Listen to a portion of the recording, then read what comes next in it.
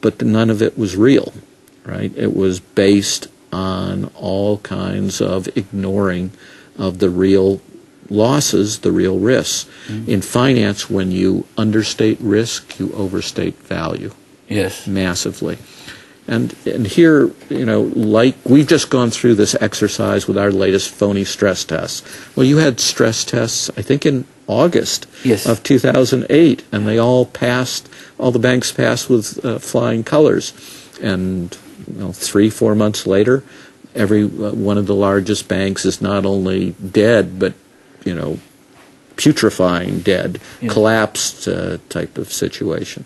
So you cannot, the previous guest you just had on talked about the failures of economists, and they have been absolutely legendary. And I'm somebody with joint appointments in economics and law.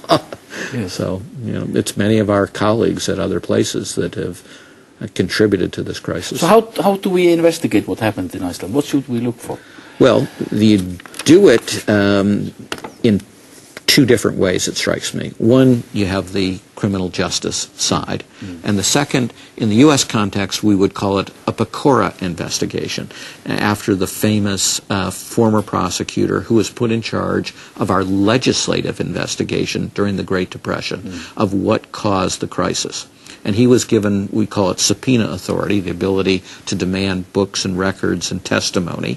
And he brought the leading perpetrators in so that America could see them, force their testimony under oath, expose these insider deals. The President of the United States, the former president before Franklin Delano Roosevelt, it turned out, was buying stock at half price. Herbert Hoover. Herbert Hoover's buying price at So you think stock. open hearing, open investigation? Absolutely. Has to be open, has to have authority to compel testimony, compel documents, must be transparent to do these things, must not be partisan. You have to get someone who is an experienced investigator of elite white-collar criminals.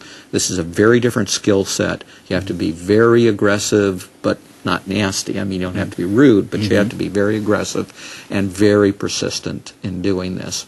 Then you need, on the criminal justice side, an investigation that is more traditional, where you're going to look for lower-level officials who have, the key facts, and you're going to make agreements with them in terms of, you give us the information and things won't be so bad for you, but tell us about what the people on top were giving the orders. And you have to get the documents before they're destroyed.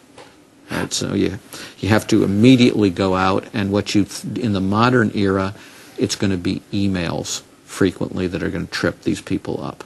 Yes. Because people are much freer in emails than in formal written documents. They think the emails have been destroyed, but the backup tapes exist. So there are lots of ways that experienced investigators know. And Iceland went and hired Ms. Jolie, who's famous internationally for his skills. So that was, I thought, a very good step by the Icelandic government.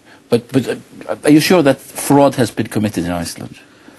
I've been here 6 hours. Yes, no, but comparing you have a lot of experience in dealing with. We have been talking about fraudulent lending, and you mentioned fraudulent lending to buddies, to friends, to cronies.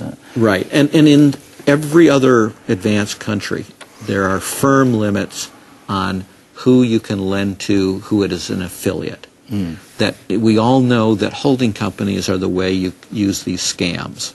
Right? That's the most common thing. And so all the other countries, all your Nordic relatives, after the crises of the 80s and the 90s, where they had have firm rules in dealing with the holding companies. I think you're going to find your problems in your dealings between your banks and your holding companies. Of course, we had the several big holding companies owning banks, insurance companies. And my understanding is you don't have really the appropriate restrictions on transactions between affiliates, nor did you have really effective regulation at all of the holding companies. And if you don't regulate the holding company, frauds will move to wherever the weakest area is. So you create what we call a regulatory black hole, and people will exploit it. Yes. There is much discussion of tax havens that have been utilized by by the elites of the world. Right. Do you think it's important to open them up? It's essential because it isn't just taxes that they're evading. They evade regulatory laws all the time. They're used to hide embarrassing documentation behind the wall of secrecy. And because the way we prove other crimes is frequently through tax records. Yes. So if we don't get access to those tax records, we can't prove the accounting fraud. And these are countries really that in many ways are parasites. Yes. On the world body, and they get rich off of it, but it's a seamy business, and it destroys their own country. Can you imagine that some people actually dreamed of transforming Iceland into a financial paradise, into a tax haven of this sort? Well, they turned Iceland into a giant hedge fund, so a tax haven was what was coming next. Yes. It was going to be the Luxembourg offshore. Yes. Was that a bad idea? It would have been a horrific idea. It would have brought even greater wealth in the short term, but tax havens invariably create immense corruption. You attract the worst possible people to your shores. Yes. The dictators who are ripping off their countries, the drug dealers, international terrorism, you name it. They will all come to wherever the tax havens are. And there is no way you can deal with those people on a daily basis without coming up slimy yourself. Of course, it can be said that we adopted the policies of the Chicago School here, rather literally for a while.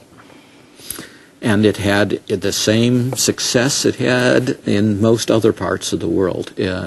Chicago School is what I was quoting about people claiming not only did you not need, in our context, a Securities and Exchange Commission, an FBI, you didn't even need rules against fraud because markets are so perfect that they spot fraud instantly, they spot all risks instantly, and they prevent all crises. Well, in the Chicago School of Economics, financial bubbles are impossible. Iceland's impossible. It never happened. Yeah.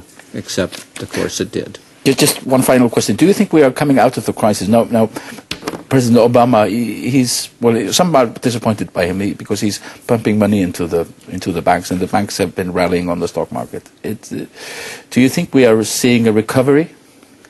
We're seeing the biggest giveaway of taxpayer dollars in history to elites under the Obama financial program, which is a continuation of the Bush financial program.